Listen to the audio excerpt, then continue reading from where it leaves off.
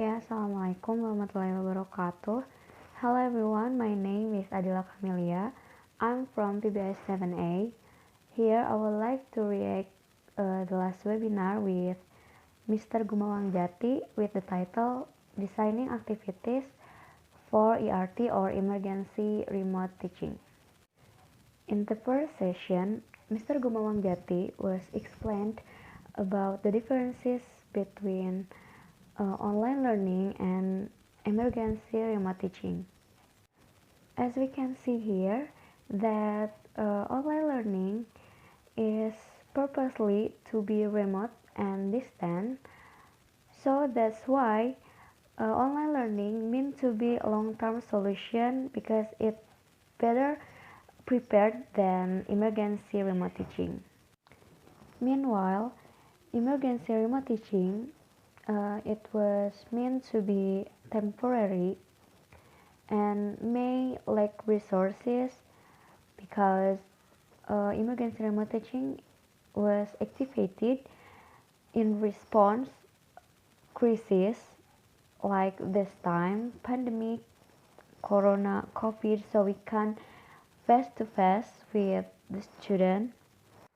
Therefore, I just found out that the current learning system is ERT or emergency remote teaching because we have not prepared anything, we haven't enough resources, facilities, and so on. There are three types of interaction in online learning. First, interaction with learning materials. Second, interaction with the teacher, and the last, interaction with friends. Then we must redesign or reorganize the activity for online learning because as we know, learning objective that we know is designed for face-to-face activity. That was different from our situation now.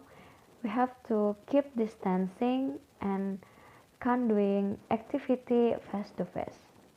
So there are several things that we have to consider for designing our activity.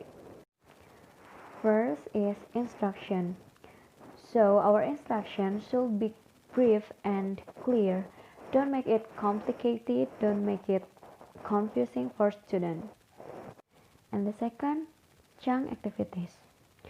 We should divide the activities into several parts so the student will be more focused to the material because as we know our learning today is not face to face, so the student will be more bored in the class, so we have to do the activities step by step.